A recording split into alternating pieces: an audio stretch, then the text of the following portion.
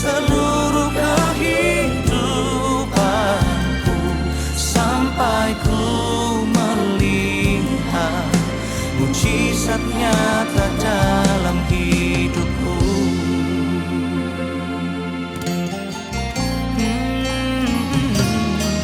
Engkau Tuhan yang paling mengerti, Engkau pribadi yang memahami dalamnya relung hati.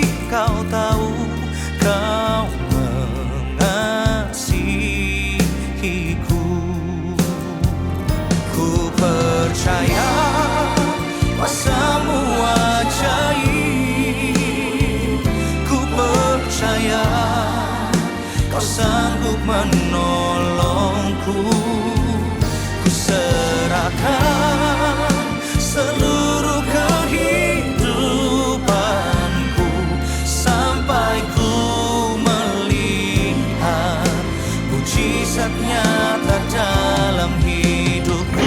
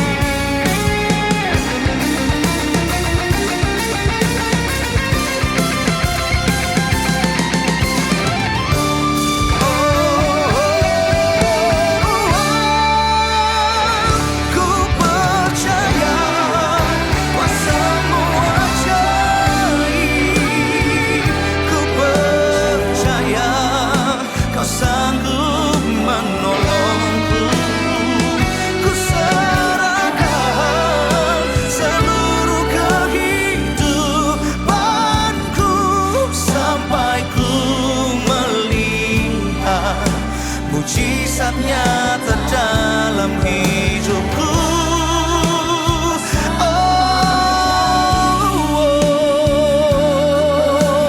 Ku percaya menolongku,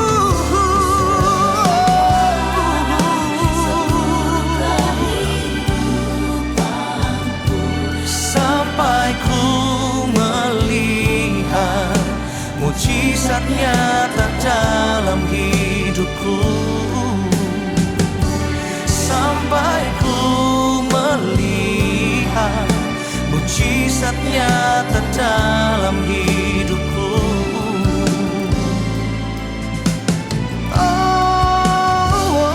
Sampai ku melihat mujizat nyata dalam hidupku.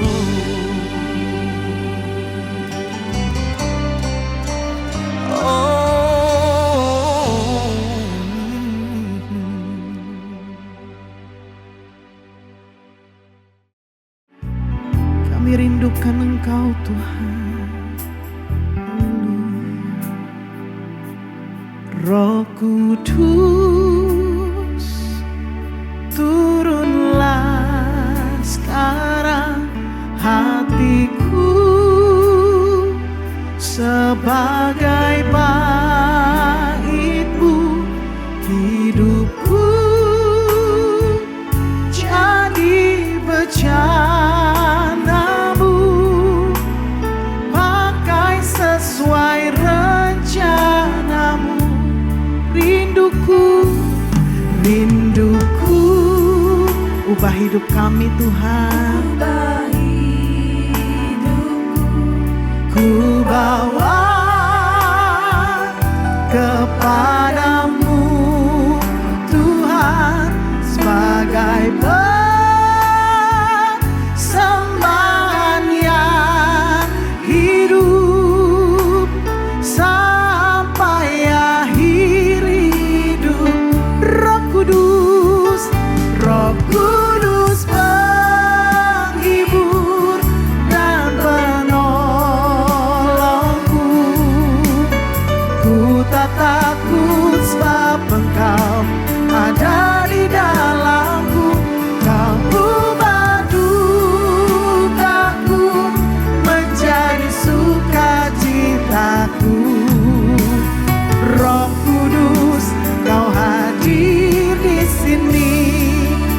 rasakan kehadirannya. Mari berikan tepuk tangan kemuliaan bagi Tuhan Allah kita. Katakan, Roh Kudus, turunlah sekarang hatiku sebagai bagi hidupku. Jadi rencanamu, pakai sesuai rencana rinduku, rinduku. Ubahi kami bawa Tuhan, ini persembahan hidup kami Yesus, sebagai persembahan yang hidup sampai akhir. Roh Kudus, Roh Kudus menghibur dan penolongku. Ku tak takut sebab Engkau ada di dalamku. Kau ubah dukaku menjadi sukacita. Roh Kudus, Kau hadir di sini. Roh Kudus, Roh Kudus menghibur dan menolongku. Ku tak takut sebab Engkau ada di dalamku. Kau ubah dukaku menjadi sukacitaku. Roh Kudus, Kau hadir di sini.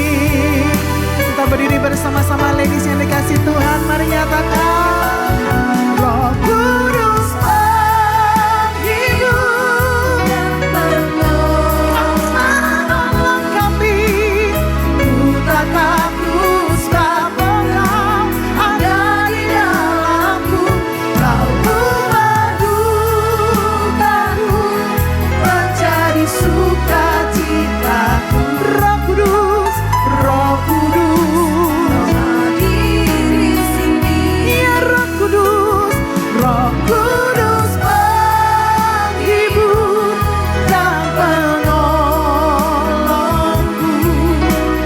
Ku tak takut sebab Engkau ada di dalamku. Kau ubah dukaku menjadi sukacitaku. Roh Kudus, Roh Kudus, Kau hadir di sini. Ya Roh Kudus, Roh Kudus, Kau hadir di sini. Dengan iman nyatakan, Roh Kudus, Kau hadir di sini. Sorak kemuliaan bagi Tuhan Allah kita. Haleluya. Bapak yang baik, mengucap syukur berterima kasih Tuhan, biar Engkau boleh bertahta di dalam hati kami, di dalam kehidupan kami Tuhan. Kami percaya ada kuasa Tuhan di dalam setiap hati kami, ada kuasa Tuhan, kuasa firman yang akan mengubahkan setiap hidup kami Bapa. Tuhan, kami juga berdoa biar Engkau berkati lidah bibir hamba-Mu Tuhan yang akan men-sharingkan daripada firman-Mu, biar apa yang keluar daripada lidah bibir hamba merupakan isi hati Tuhan sendiri, bukan isi hati hamba, dan biar kebenaran firman Tuhan boleh dinyatakan. Kami percaya Engkau hadir tengah-tengah kami. Mengucap syukur Tuhan. Haleluya. Amin. Puji nama Tuhan. Shalom ladies.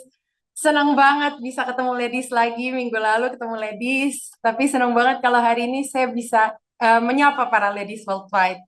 Oke, puji nama Tuhan. Hari ini ada satu tema yang jujur buat saya sendiri tuh sulit. Kenapa? Karena saya sendiri juga seorang wanita, ladies. Jadi menurut saya ini tema yang sulit untuk dilakukan, namun kita harus lakukan karena ini kebenaran firman. Amin.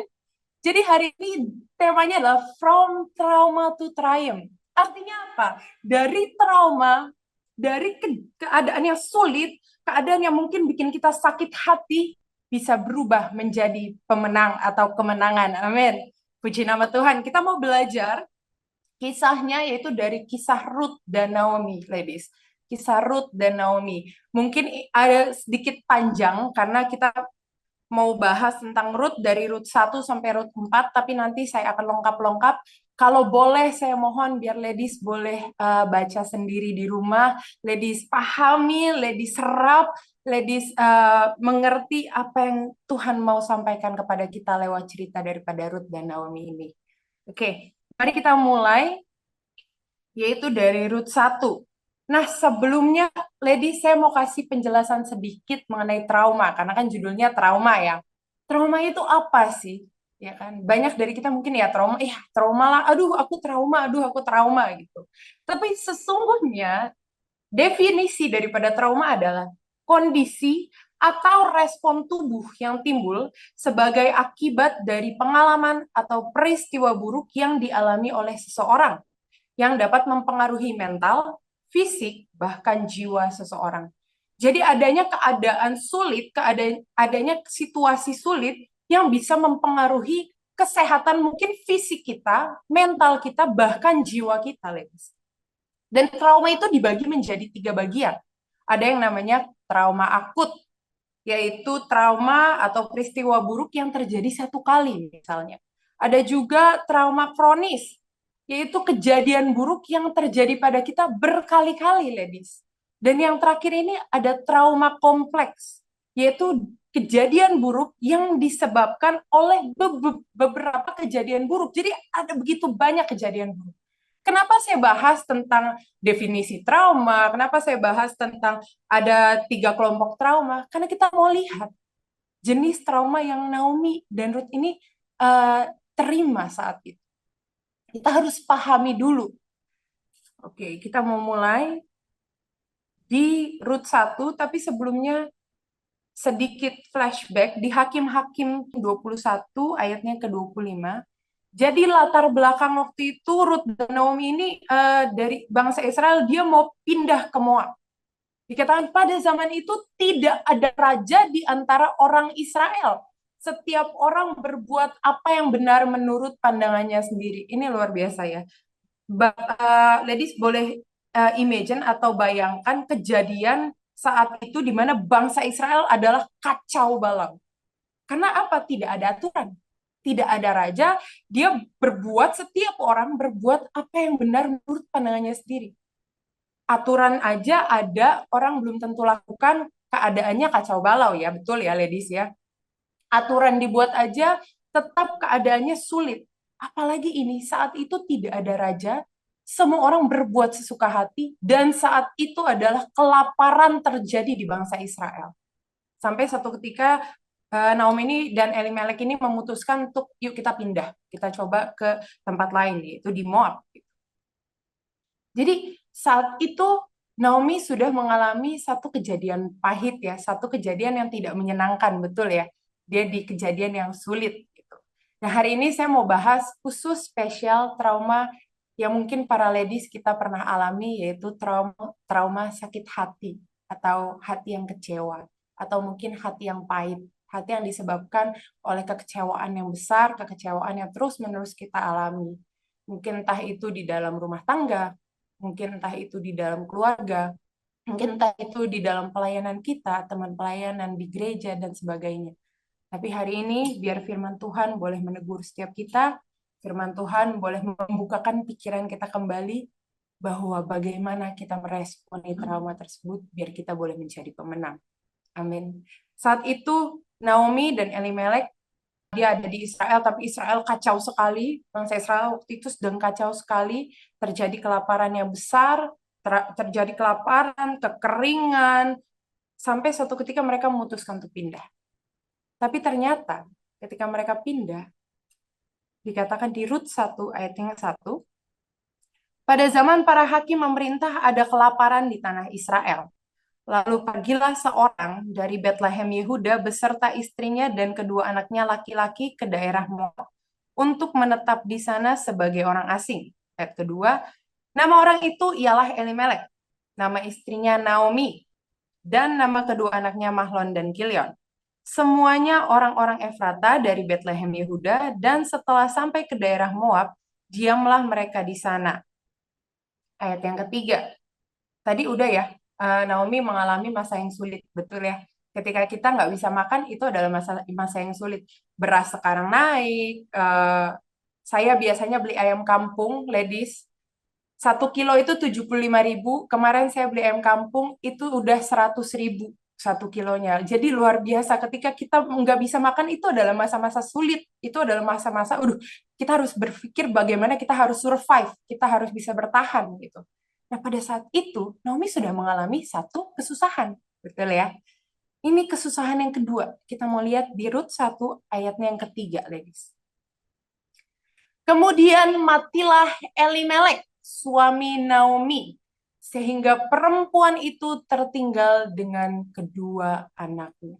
Kesusahan yang kedua yang Naomi alami saat itu adalah ternyata belum cukup dia hidup di tanah yang kekeringan, dengan tanpa makanan, dengan tanpa aturan yang jelas, negara yang kacau balau, bangsa yang kacau balau.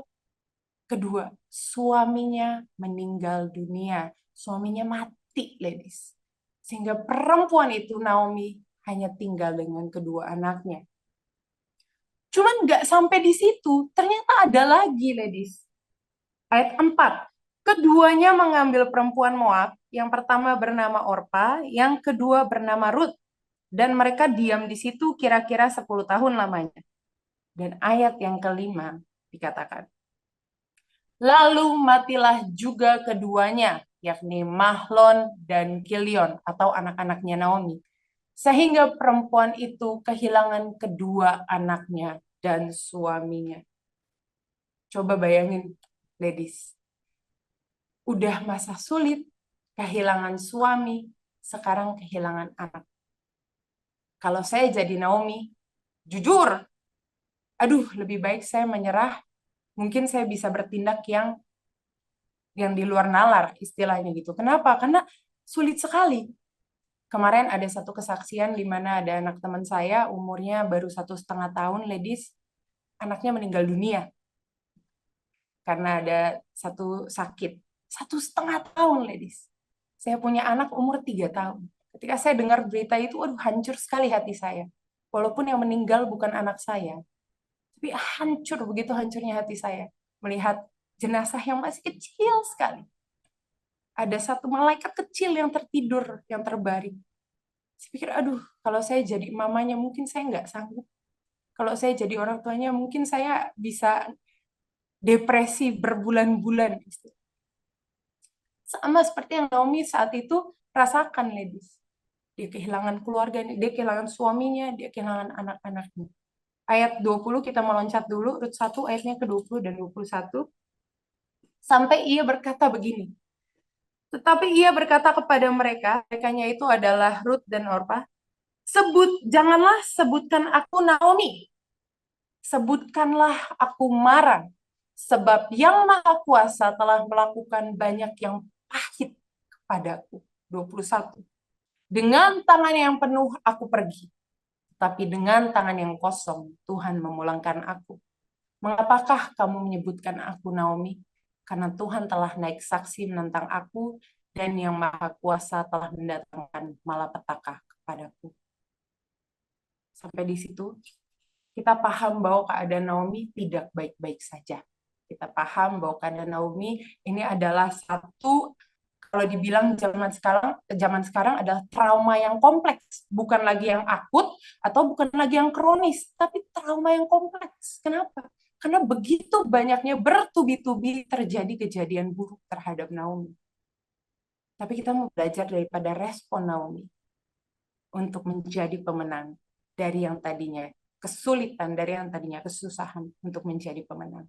Yang pertama, poin saya yang pertama malam hari ini adalah berjiwa besar dan mengucap berkat.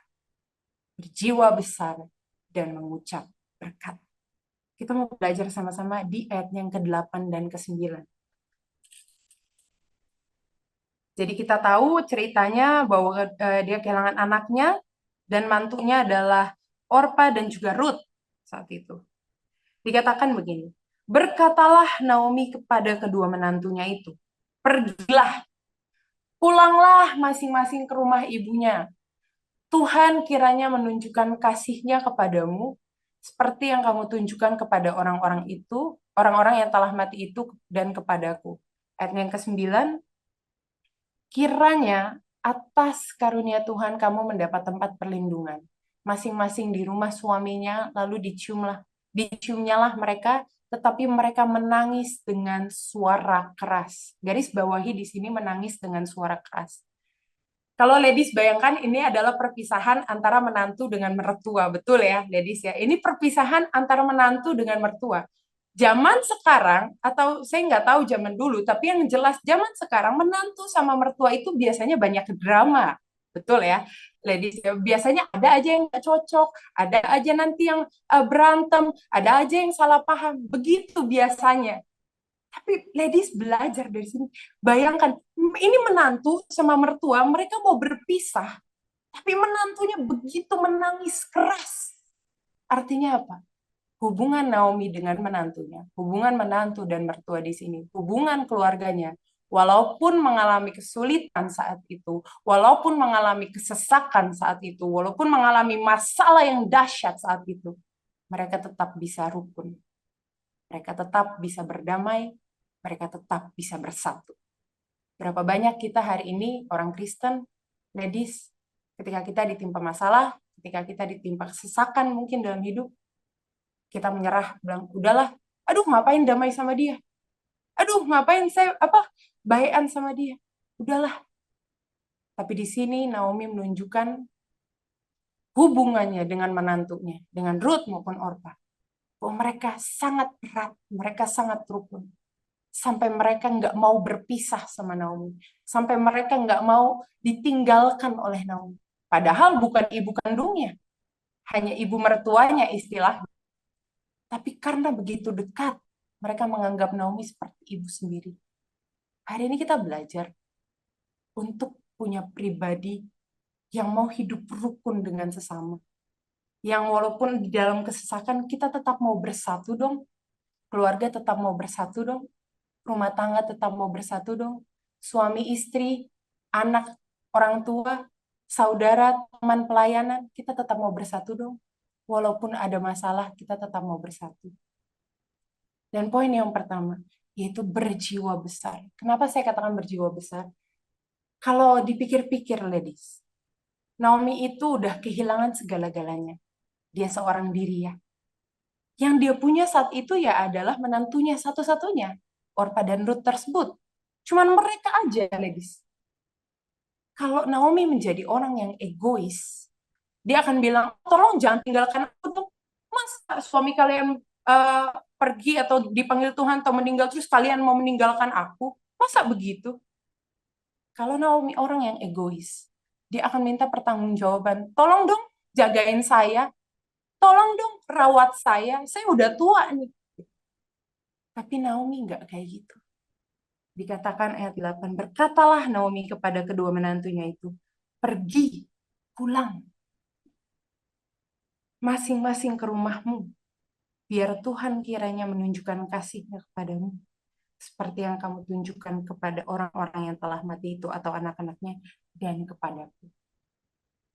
Kalau Naomi, dia egois, dia mau menang sendiri, atau istilahnya dia mungkin merasa insecure atau tidak aman, dia pasti, aduh, kalian jangan kemana-mana dong, temenin saya. Cari kerja gih buat saya biar saya bisa makan. Aduh, kalian ngapain kek? Rawat saya lah istilahnya. Tapi Naomi, dia berjiwa besar. Ladies, saya percaya ladies worldwide adalah ladies yang berjiwa besar. Walaupun ada kesusahan, ada kesulitan, ada masalah di dalam hidup, kita mau sama-sama belajar untuk bersatu. Kita mau belajar sama-sama untuk berjiwa besar. Tuhan ajarkan kita untuk berjiwa besar, lapang dada. Kita ditipu orang, lapang dada, jiwa besar. Kita disakitin orang, lapang dada, jiwa besar. Mungkin kita dikecewakan, lapang dada, jiwa besar. Belajar dari Naomi. Jangan minta tanggung jawab sama orang lain. Hidupmu milik Tuhan. Masa kamu nggak percaya Tuhan pasti berikan yang terbaik? Kamu miliknya Tuhan loh. Itu Efesus 2 ayat 10. Kamu ini buatan Allah. Berarti apa? Kamu ciptaan Yesus. Kamu ciptaan Allah. Masa kita mau minta pertanggungjawaban sama orang lain atas hidup kita? Nggak usah. Karena kamu dan saya, kita semua hari ini, ladies, kita ini buatan Allah. Kalau ada masalah, ada kesulitan, jiwa besar, lapang dada. Amin. Dan dikatakan mengucap berkat. Kenapa saya katakan mengucap berkat? Ini menarik, ladies. Karena di sini di ayat 8 dan 9, Naomi berkata kepada menantunya begini. Tuhan kiranya menunjukkan kasihnya kepadamu. Kiranya. Ayat 9. Kiranya atas karunia Tuhan kamu mendapat tempat perlindungan. 2 kali Naomi katakan kiranya. Kiranya di sini adalah doa, teman-teman, ladies sekalian. Kiranya di sini adalah ucapan doa atau suatu permohonan doa. Tapi bukan doa sembarangan, ladies. Bukan doa yang isinya keluh kesah, ladies. Bukan doa yang isinya minta apa ya? Minta dan minta terus. Tapi doa di sini kalau tafsiran aslinya adalah mengucap berkat, speak blessing. Jadi bukan doa sembarangan. Walaupun Naomi di dalam keadaan sulit, walaupun Naomi di dalam masalah yang besar, di dalam kesesakan, dia nggak berdoa atas keluh kesahnya. Dia nggak berdoa untuk Tuhan minta pertolongan, Tuhan. Enggak. Tapi dia speak blessing for other people. Dia mengucap berkat untuk orang lain, untuk menantu. Kita mau sama-sama belajar. Ini luar biasa sekali. Berapa banyak ketika kita mendapat satu masalah, mendapat suatu kepahitan, mendapat suatu hal yang nggak enak di dalam hidup. Kita berdoa sama Tuhan, betul. Kita berdoa. Saya pun berdoa. Tapi kebanyakan yang saya doakan atau yang kita doakan adalah apa? Tuhan tolong saya. Tuhan jamah hatinya.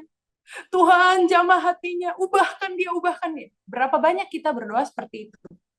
Bukannya justru apa? Tuhan berkati dia, apapun yang dia kerjakan Tuhan buat berhasil.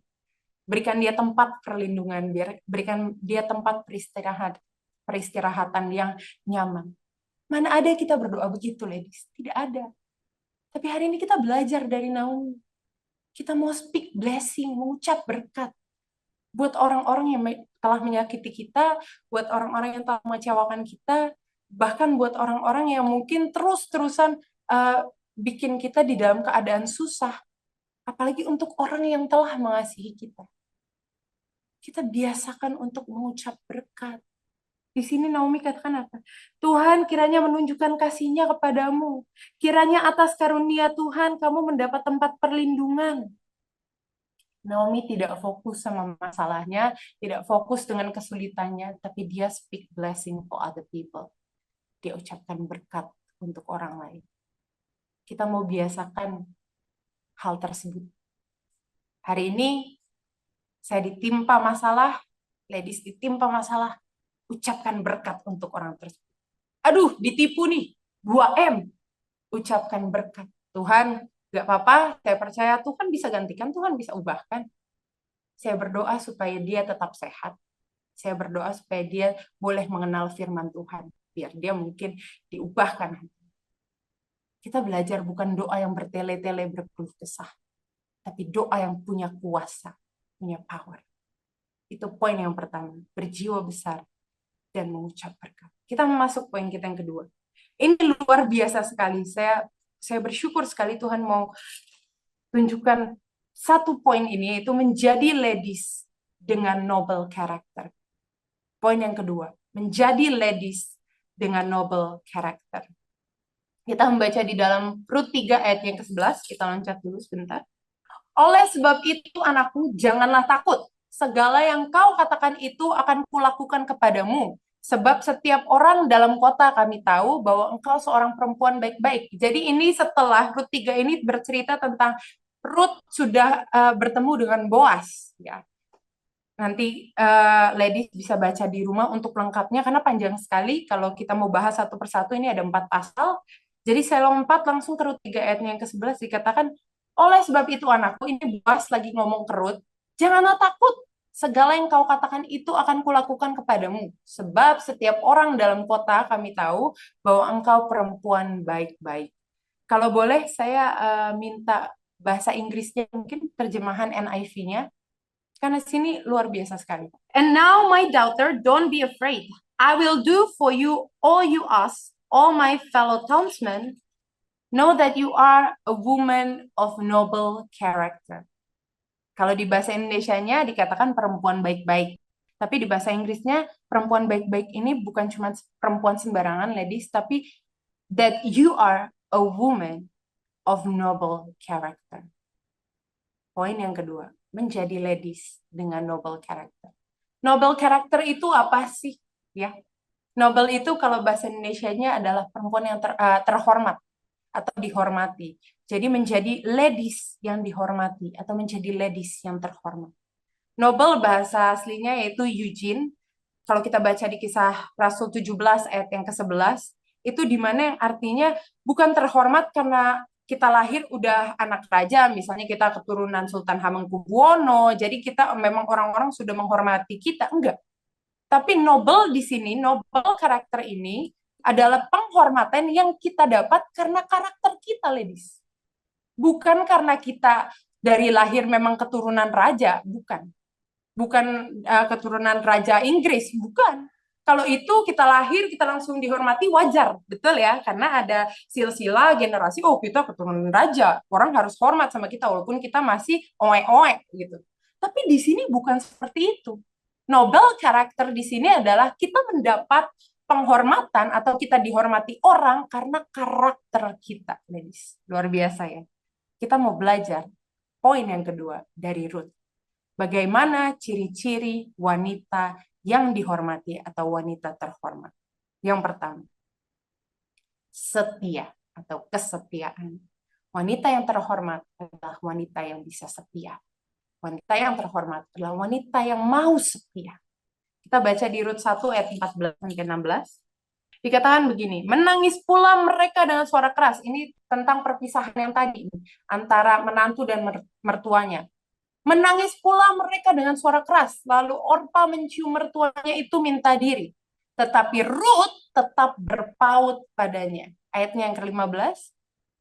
Berkatalah Naomi, telah pulang iparmu kepada bangsanya dan kepada para allahnya. Pulanglah mengikuti iparmu itu. Ayatnya yang ke-16. Tetapi kata Ruth, janganlah desak aku meninggalkan engkau. Atau janganlah desak aku meninggalkan engkau, Naomi. Dan pulang dengan tidak mengikuti engkau, Naomi, sebab kemana engkau, Naomi, pergi, ke situ jugalah aku pergi, Ruth pergi. Dan di mana engkau, Naomi, bermalam, di situ jugalah aku, Ruth, bermalam. Bangsa mulah Naomi, bangsaku Ruth. Dan Allah mulah Naomi, Allahku Ruth. Luar biasa. Di sini kita belajar bagaimana menjadi wanita yang terhormat atau wanita dihormati. Kita harus menjadi wanita yang setia, ladies. Kenapa? Kita belajar dari Ruth. Ruth mengalami sebuah kesulitan, dia kehilangan suaminya, dia kehilangan istilahnya keluarganya. Tapi dia tidak menyalahkan Naomi. Justru apa? Justru di dalam kesesakannya, justru di dalam masalahnya, Ruth mau ikut serta dengan Naomi. Ruth mau mengambil bagian dengan Naomi. Berapa banyak hari ini, ladies, kita ketika ada masalah lebih baik udah tinggalin aja deh. Berapa besar persentase perceraian zaman sekarang, betul ya? Berapa besar persentase anak-anak yang udah keluar dari rumah dan nggak mau balik lagi ke rumah? Kenapa? Karena ada masalah sedikit, udah capek. Ada masalah sedikit, udah males. Ada masalah sedikit, bilang udah sampai sini aja. Ruth tidak begitu. Dia wanita yang setia. Justru saat ada masa sulit, Ruth ikut serta ambil bagian. Dia mau temani Naomi. Kalau dipikir-pikir, apakah itu tanggung jawab Ruth? Tidak. Suaminya udah meninggal istilahnya. Apalagi perempuan zaman sekarang, wanita zaman sekarang pasti berpikir, aduh ngapain saya nemenin dia? Dia bukan orang tua saya, suami saya udah meninggal. Tapi Ruth tidak seperti itu. Dan itu harus kita pelajari, ladies. Itu harus kita kembali ingatkan setiap hari, menjadi wanita yang setia. Walaupun ditimpa masalah, walaupun ditimpa kesulitan, Ruth tidak meninggalkan Naomi. Ia tetap setia. Bagaimana ciri-ciri wanita yang terhormat? Pertama, setia. Sekarang ciri-ciri kedua. Ruth penuh kasih. Kenapa? Karena kalau kita baca di Ruth 2, akhirnya Ruth dia bekerja di tempatnya Boas, ladies. Dan di situ kalau Ruth tidak berkorban atau Ruth tidak punya kesadaran atau kasih untuk menjaga dan merawat Naomi, dia pikir, aduh ngapain saya kerja? Ya udah kalau mau kerja kita sama-sama kerja dong. Jangan saya doang yang kerja. Tapi Ruth tidak begitu. Dia wanita yang penuh kasih.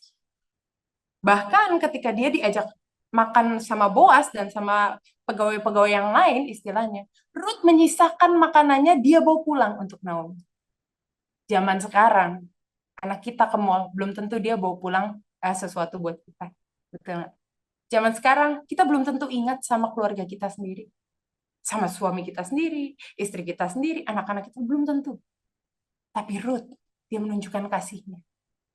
Dia bawa pulang sedikit untuk Naomi. Sehingga Naomi juga boleh mencicipi makanan yang enak tersebut. Wanita yang penuh kasih. Sekarang hari sudah dekat, hati sudah menjadi dingin, kita mau belajar untuk tetap punya kasih. Kita tahu hukum yang pertama dan terutama adalah kasih. Betul ya, ladies? Dan kasih tidak berhenti di situ. Tapi kasih itu punya buah, ladies. Kita mau baca di dalam 1 Korintus 13 ayat 4-8. Kasih itu menghasilkan buah. Jadi jangan berpikir, aduh ngapain saya mengasihi dia? Salah. Karena kasih itu adalah buah-buah roh sendiri. Kasih itu sabar. Kasih itu murah hati. Ia tidak cemburu. Ia tidak memegahkan diri dan tidak sombong. Ayat yang kelima. Ia tidak melakukan yang tidak sopan dan tidak mencari keuntungan diri sendiri. Ia tidak pemarah dan tidak menyimpan kesalahan orang lain. Stop dulu sampai di sini. Ia tidak pemarah dan tidak menyimpan kesalahan orang lain. Hal tersulit yang dilakukan manusia adalah memberi pengampunan. Hal tersulit yang bisa dilakukan manusia ini adalah memberi pengampunan. Mengampuni seseorang itu nggak mudah. Banyak orang bilang gini, oh ya udah saya maafkan, tapi saya nggak lupakan. I forgive but don't forget. Tapi di dalam kasih yang sesungguhnya, ia tidak pemarah dan tidak menyimpan kesalahan orang lain. Jadi nggak bisa kita bilang hari ini kita mengampuni kalau kita tidak melupakan. Kenapa? Karena kasih yang sesungguhnya, ia tidak menyimpan kesalahan orang lain. Lanjut ayat yang ke-6. Ia tidak bersuka cita karena ketidakadilan, tetapi ia bersuka cita karena kebenaran. 7.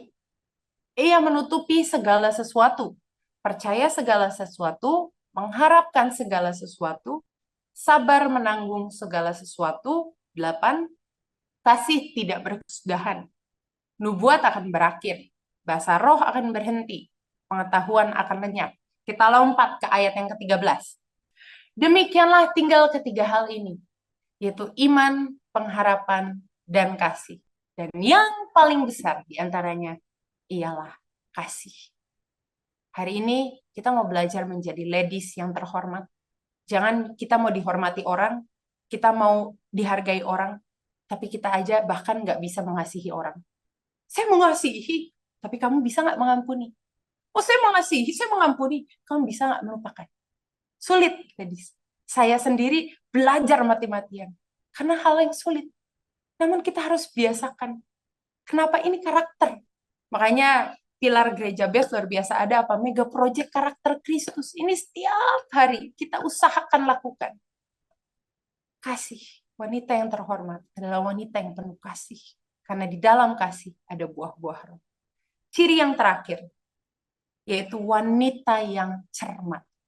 Wanita yang cermat. Kita membaca di Rut 2 ayat yang ke-7. Tadi ia berkata, izinkanlah kiranya aku memungut dan mengumpulkan jelai dari antara berkas-berkas jelai ini di belakang penyabit-penyabit. Begitulah ia datang dan terus sibuk dari pagi sampai sekarang dan seketika pun ia tidak berhenti. Ini ceritanya Ruth itu lagi memungut bulir-bulir jelai di tempatnya Boas. Terus ada orang yang lihat. Terus Boas tanya, itu perempuan ngapain? Nah, terus pegawainya Boas nih jawab ke Boas, ya gitu, dia dari pagi kerja nggak kelar-kelar. Dia bilang, begitulah ia datang dan terus sibuk. Dari pagi sampai sekarang dan seketika pun ia tidak berhenti. Ternyata, satu hal yang menarik yang kita belajar hari ini adalah apa? Perempuan atau wanita yang terhormat bukanlah wanita yang cuman duduk-duduk santai. Tapi wanita yang terhormat adalah wanita yang mau bekerja, wanita yang mau terus berkreasi, wanita yang mau terus melakukan hal yang baru, yang mau terus berjuang, tidak menyerah dengan keadaan. Wanita yang terhormat bukan hanya wanita yang, oh saya nikmati keadaan saya, begitu aja. Enggak. Kenapa? Karena Ruth pekerja keras. Dan dia dikatakan apa? Noble character. Woman with noble character. Kalau kita mau menjadi wanita terhormat hari ini, berarti kita harus jadi wanita yang mau berjuang dong. Bukan yang mau menyerah. Tapi kita mau terus berjuang. Dan satu hal lagi yang menarik adalah kalau kita terus baca di Rut 3 sampai habis, itu Naomi memberikan nasihat kepada Rut tentang apa yang harus dilakukan. Dan menariknya, Rut melakukan persis apa yang Naomi katakan, ladies. Sekarang kenapa Ruth mau melakukan persis ya? Istilahnya titik komanya tuh ya plok gitu. Kenapa dia mau lakukan nasihat daripada Naomi itu plok istilahnya? Karena ternyata Ruth itu adalah wanita yang rendah hati. Ia mau dengar-dengaran. Bukan wanita yang sok tahu. Wanita yang terhormat adalah wanita yang bukan wanita sok tahu. Tapi wanita yang mau dengar-dengaran. Naomi memberikan ia nasihat, oh kamu harus gini ya, nanti ketemu Boas kamu harus gini ya. Kamu jangan lakukan ini, kamu berbaringlah di kakinya Boas. Bukan di sampingnya Boas loh, di kakinya Boas ya. Ya lakukan sama apa yang Naomi katakan. Wanita yang terhormat adalah wanita yang mau mendapat teguran. Wanita yang terhormat, wanita yang mau mendapat nasihat. Ruth sadar dia belum berpengalaman. Mungkin pengalaman jauh dengan Naomi. Pengalaman hidup Naomi sudah lebih banyak. Tapi Ruth mau mendengar nasihat daripada Naomi. Bukan sok tahu. Bukan belagak tahu. Dia mau dengar-dengaran. Menerima nasihat. Menerima teguran. Hari ini kalau misalnya kita terima teguran. Mungkin lewat suami kita. Lewat anak-anak kita. Mungkin lewat orang tua kita. Atau bahkan teman pelayanan kita. You ingat, oh saya mau menjadi wanita yang dengan noble character. Saya mau menjadi wanita dengan karakter yang dihormati. Dengan wanita yang terhormat. Artinya apa? Saya mau menerima teguran dong. Saya mau menerima nasihat dong. Saya mau dengar-dengar. Dan wanita yang terhormat, bukan wanita yang cuma duduk-duduk santai. Waduh, hari ini Monday, besok Tuesday. Waduh, hari ini mau makan steak, besok caviar. Enggak gitu juga. Tapi wanita yang terhormat, dia juga bekerja keras. Wanita terhormat, ada ide-ide baru yang muncul. Karena di dalam Tuhan, Tuhan pasti titipkan itu, rema-rema di dalam hidup kita. Ide-ide yang harus kita lakukan untuk menjadi berkat bagi orang lain. Amin. Puji nama Tuhan, kita mau masuk poin terakhir. Poin kita yang ketiga. Ini juga menarik sekali, ladies. Poin yang ketiga, yaitu memutuskan kutuk turunan dan menjadikan generasi pemenang. Memutuskan kutuk turunan dan menjadikan generasi pemenang. Kita mau baca di Rut 4 ayat 13. Ini sudah di pasal terakhir Rut ya, ladies ya. Lalu Boas mengambil Rut dan perempuan itu menjadi istrinya. Dan dihampirinya lah dia, maka atas karunia Tuhan perempuan itu mengandung, lalu melahirkan seorang anak laki-laki. Sampai di situ dulu.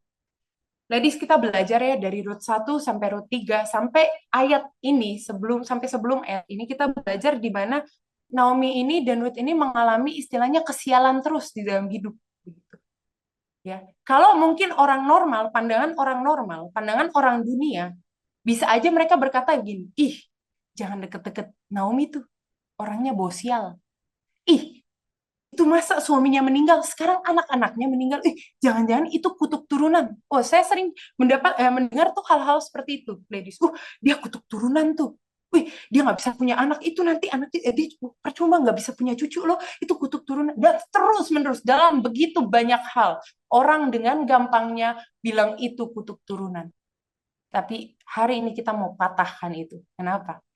Karena memutuskan kutuk turunan dan menjadikan kita generasi pemenang. Kita akan lihat pada akhirnya, ternyata itu bukan soal kutuk turunan, tapi itu bagaimana kita meresponi rencana Tuhan, bagaimana kita meresponi masalah kita, bagaimana kita meresponi hidup kita.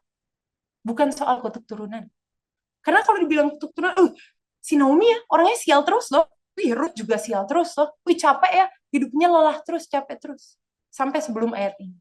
Terus kita mau lanjut ke Rut 4 ayat 17. Dan tetangga-tetangga perempuan memberi nama kepada anak itu. Jadi singkat cerita, tadi Rut sudah menikah dengan Boas. Akhirnya mereka mengandung dan punya seorang anak. Dan tetangga-tetangga perempuan memberi nama kepada anak itu, atau anak Rut dan Boas. Katanya pada Naomi lahir seorang anak laki-laki, lalu mereka menyebutkan namanya Obed. Dialah ayah Isai, ayah Daud. Sekarang kita loncat ke ayat yang ke-22. Obed memperanakan Isai dan Isai memperanakan Daud. Sekarang kita meloncat ke Matius 1 ayat 5-6. Salmon memperanakan, ini judulnya silsilah Yesus Kristus. Sebenarnya panjang dari ayat 1 sampai ayat yang terakhirnya, tapi kita loncat di ayat yang kelima. Salmon memperanakan Boas dari Rahab. Boas memperanakan Obed dari Rut. Obed memperanakan Isai ayat yang ke-6. Isai memperanakan Daud. Daud memperanakan Salomo dari istri Uria. Dan kita meloncat di ayat yang ke-16. Yakub memperanakan Yusuf, suami Maria, yang melahirkan Yesus yang disebut Kristus. Jadi kita tahu ya tadi ceritanya. Di mana Rut memperanakan atau dia mengandung, namanya anaknya adalah Obed. Dan Obed ini memperanakan, dikatakan Obed dari Rut, Obed memperanakan Isai, Isai memperanakan Raja Daud. Ternyata mereka ini keturunan masih istilahnya masih, Yesus ini masih keturunannya daripada Obed. Masih keturunannya daripada Rut dan Boas. Orang mungkin mikirnya, aduh dia sial terus ya, aduh kutuk turunan nih. Tapi ternyata justru juru selamat lahir masih daripada keturunan mereka. Luar biasa ya. Hari ini bagaimana kita mau mengganti yang tadinya trauma, sakit hati, kesulitan, masalah. Enggak, kita bisa jadi pemenang, ladies. Kita bisa patahkan kutuknya. Kita bisa menjadi keturunan pemenang, generasi pemenang. Kalau kita mau terus meresponi rencana Tuhan di dalam hidup kita dengan bijaksana, sesuai dengan daripada kebenaran firman Tuhan. Terakhir kita mau buka Filipi 4 ayat yang ke-6. Janganlah hendaknya kamu khawatir tentang apapun juga, tetapi nyatakanlah dalam segala hal keinginanmu kepada Allah, dalam doa dan permohonan dengan ucapan syukur. Yang ke-7, damai sejahtera Allah yang melampaui segala akal akan memelihara hati dan pikiranmu dalam Kristus Yesus. Hari ini kalau misalnya kita mengalami sebuah kesulitan di dalam hidup, kita belajar untuk gak gelisah duluan yuk. Kita nyatakan itu dengan permohonan doa dan ucapan syukur. Tadi ya kita belajar untuk mengucap berkat. Jadi gak cuma doa doang, tapi harus ada ucapan syukur, ladies.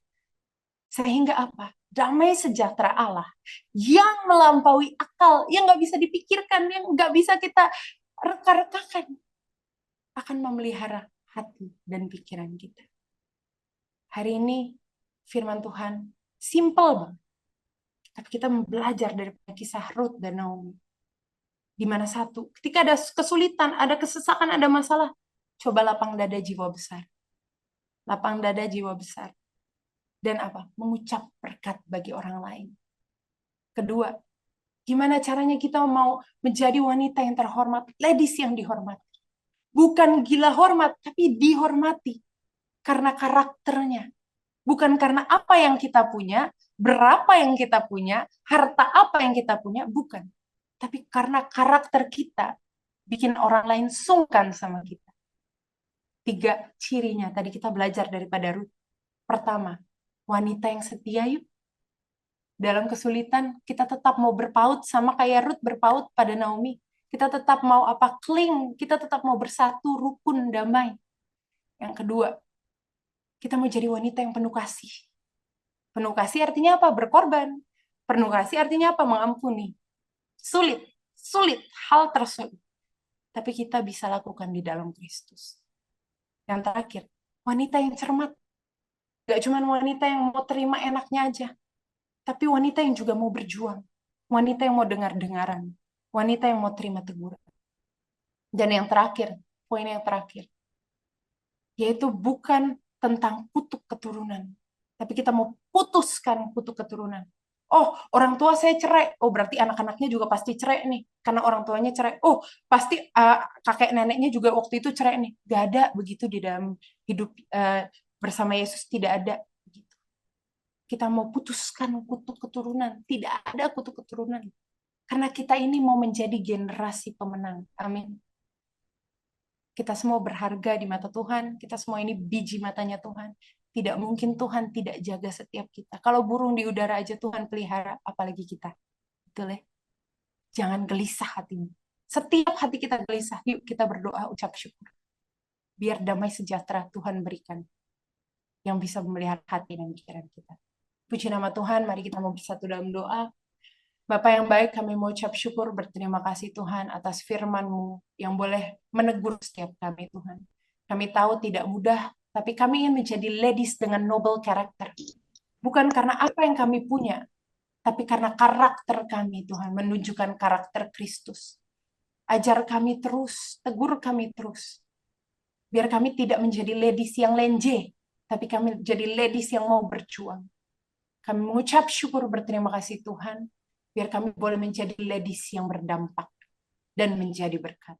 Jadilah berkat dan terimalah berkat rahmat anugerah dari Allah Bapa di sorga dalam Putra Tunggalnya Yesus Kristus yang telah mati bagi dosa kita dan bangkit pada hari yang ketiga. Sehingga kita bukan menyembah Tuhan yang mati, melainkan Tuhan yang hidup. Ia naik ke sorga dan menyediakan rumah bagi kita, sehingga kita punya pengharapan yang pasti.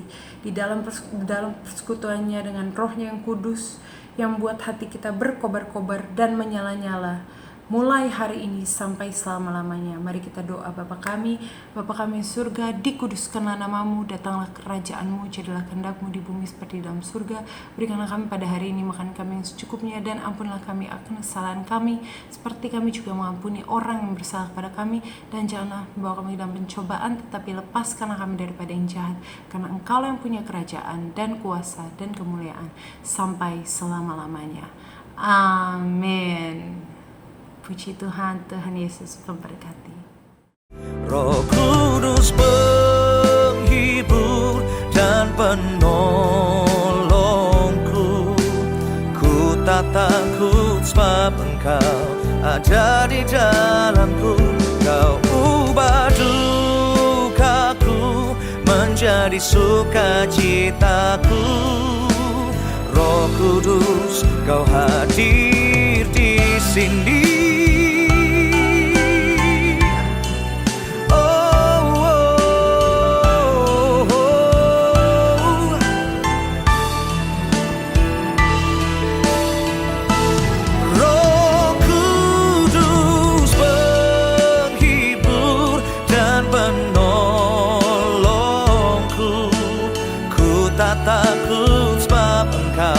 Ada di dalamku, Kau ubah dukaku menjadi sukacitaku. Roh Kudus, Kau hadir di sini. Roh Kudus, Kau hadir di sini.